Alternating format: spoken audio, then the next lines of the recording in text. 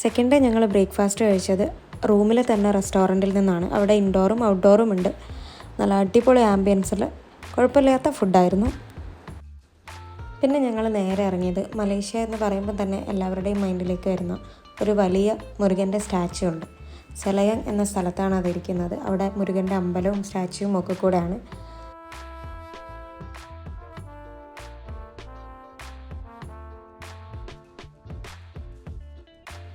ഞാനിങ്ങനെ ഓർക്കായിരുന്നു, അവിടെ എല്ലാ വിദേശികളും വന്ന് തുരുതുരെ ഫോട്ടോ എടുക്കുന്നുണ്ടായിരുന്നു അമ്പലത്തിൻ്റെ ഉള്ളിൽ നിന്നും പുറത്തുനിന്നും ഒക്കെ. നമ്മുടെ നാട്ടിലെ അമ്പലങ്ങളിൽ നിന്നെങ്ങാനും ഉള്ളിൽ നിന്നൊരു ഫോട്ടോ എടുത്താലുള്ള അവസ്ഥ ഞാൻ അവിടെ നിന്ന് ഇങ്ങനെ ചിന്തിച്ചു പോയി. പൊതുവേ എനിക്ക് മഴക്കാലം എന്നത് ഭയങ്കര ഇഷ്ടമാണ്. മാറി മഴയല്ല, ഈ മൂടി കെട്ടി മഴ പെയ്യാൻ നിൽക്കുന്ന ഒരു സിറ്റുവേഷൻ, അല്ലെങ്കിൽ മഴ പെയ്ത് തോർന്നിട്ടുള്ള ആ ഒരു ആംബിയൻസൊക്കെ എനിക്ക് ഭയങ്കര ഇഷ്ടമുള്ള ആളാണ്. അതുകൊണ്ട് തന്നെ ആ ഒരു വലിയ മല നിരകളിലൊക്കെ കൂടെ ആ സ്റ്റാച്ചു, ആ അമ്പലം, മഴയുടെ ഒരു വൈബ് ഒക്കെ കൂടെ ഭയങ്കര രസമായിരുന്നു. ഈ മഴ എന്ന് പറയുമ്പോൾ എന്നെ സംബന്ധിച്ച് എനിക്കതൊരു എൻ്റെ ഉള്ളിൽ നിന്ന് എനിക്ക് തന്നെ ഒരു ഹാപ്പിനെസ് വരുന്ന സംഗതി ആയതുകൊണ്ട് അങ്ങനെ ഒരു ഹാപ്പിനെസ് അവിടെ ഉണ്ടായിരുന്നു.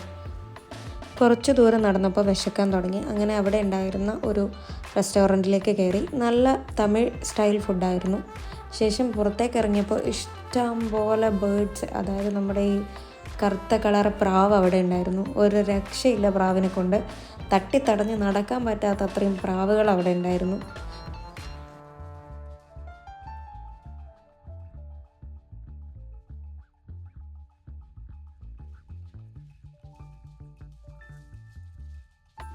ഒരു ഉച്ചയായപ്പോഴേക്കും ഞങ്ങൾ അവിടെ നിന്ന് ഇറങ്ങി. പിന്നെ ഞങ്ങൾ നേരെ പോയത് ഗെൻഡിങ് ഹൈലാൻഡ്സിലേക്കാണ്.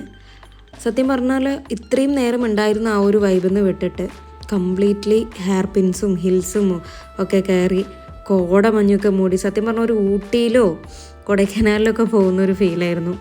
ആ ഉണ്ടായിരുന്ന ആംബിയൻസിൽ നിന്ന് കംപ്ലീറ്റ്ലി മാറിയിട്ട് വേറൊരു ആംബിയൻസ്. ദെൻ അവിടെ മേലെ എത്തിയതിന് ശേഷം അവിടെ കേബിൾ കാർസ് ഉണ്ട്. അവിടുന്നും നമുക്ക് മേലേക്ക് പോവാം. അതിൻ്റെയും എത്രയോ മുകളിലായിട്ട് കുറേ മാൾസും കാര്യങ്ങളൊക്കെ ഉണ്ട്. അങ്ങനെ ജീവിതത്തിൽ ആദ്യമായിട്ട് കേബിൾ കാറൊക്കെ കയറി. സത്യം പറഞ്ഞാൽ എനിക്ക് നല്ല പേടിയുണ്ടായിരുന്നു. പിന്നെ ഒരു കാര്യം എന്താ വെച്ചാൽ പുറത്തേക്കൊന്നും കാണാൻ പറ്റുന്നുണ്ടായിരുന്നില്ല കയറുമ്പം. കാരണം ഈ കാണുന്ന പോലെ ഫുൾ മഞ്ഞ് വന്നിങ്ങനെ കോട കൊണ്ട് മൂടിയിട്ട് അധികം പുറത്തുള്ള കാഴ്ചകൾ കാണാൻ പറ്റുന്നുണ്ടായിരുന്നില്ല. കേബിൾ കാറിൽ നിന്ന് ഇറങ്ങി നേരെ ഞങ്ങൾ മാളിൻ്റെ ഉള്ളിലേക്ക് വന്നു. ശരിക്കും പറഞ്ഞാൽ ഞാൻ അന്തം വിട്ട കുന്തം പോലെ മൊത്തത്തിൽ നോക്കി നിൽക്കുന്ന ഒരവസ്ഥയായിരുന്നു. മാളിനകത്തും ഞാനൊരു സ്റ്റേജ് കണ്ടു. സ്റ്റേജ് എവിടെ കണ്ടാലും എനിക്കൊരു പ്രത്യേക ഹാപ്പിനെസ് ഉണ്ടാവും.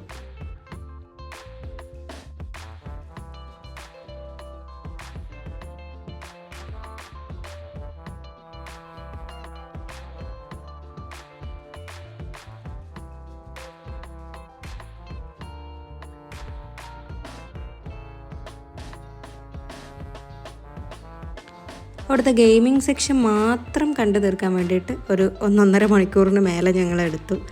അതിനുശേഷം അതിൻ്റെ ഉള്ളിൽ തന്നെ ഒരു അമ്യൂസ്മെൻറ്റ് പാർക്ക് സെറ്റപ്പിലൊരു സംഗതി ഉണ്ടായിരുന്നു. അതും ഒക്കെ ഭയങ്കര രസമാണ്. കാരണം നമുക്ക് ഒരു സ്ഥലത്തു നിന്ന് ഒരു സ്ഥലത്തേക്ക് എത്തണമെങ്കിൽ അല്ലെങ്കിൽ അത് മൊത്തമായിട്ട് കാണണമെങ്കിൽ കുറേ സമയം നമുക്ക് ആവശ്യമാണ്. പക്ഷേ എങ്കിലും നമ്മുടെ നാട്ടിലൊന്നും കാണാത്ത പല വൈവിധ്യങ്ങളായ കാഴ്ചകൾ എന്ന് തന്നെ വേണം പറയാൻ.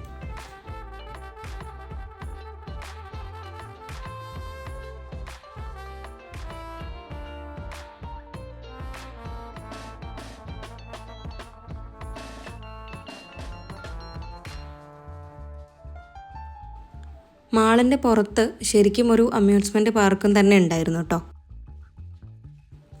ശരിക്കും പറഞ്ഞാൽ ഞാനിങ്ങനെ ആലോചിക്കും, ഓരോ കാഴ്ചകളും നമ്മൾ വീഡിയോ എടുക്കുമെങ്കിലും ഇതൊക്കെ എന്ന് പറഞ്ഞു കഴിഞ്ഞാൽ നേരിട്ട് നമ്മൾ കാണുമ്പോൾ, അതായത് നമ്മുടെ കണ്ണിൽ കാണുമ്പോൾ ഉള്ള ഒരു ഫീൽ അത്രയൊന്നും ഒരിക്കലും നമുക്ക് ഒരു ക്യാമറയ്ക്കും പകർത്താൻ പറ്റില്ല. ഇനി ഏതൊക്കെ സ്ഥലങ്ങളിൽ എവിടെയൊക്കെ നമ്മൾ പോയാലും അവിടുത്തെ കാഴ്ചകൾ എന്ന് പറയുന്നത് അതിന് ഏറ്റവും നല്ല ക്യാമറ നമ്മുടെ കണ്ണ് തന്നെയാണ്. സേവ് ചെയ്യാൻ ഏറ്റവും നല്ലത് നമ്മുടെ ഹൃദയം തന്നെയാണ്. അതുകൊണ്ട് തന്നെ വീഡിയോയിൽ കാണുന്നതിനേക്കാളും എത്രയോ ഭംഗിയാണ് എല്ലാ സ്ഥലങ്ങളും എന്നെനിക്ക് പലപ്പോഴും തോന്നിയിട്ടുണ്ട്.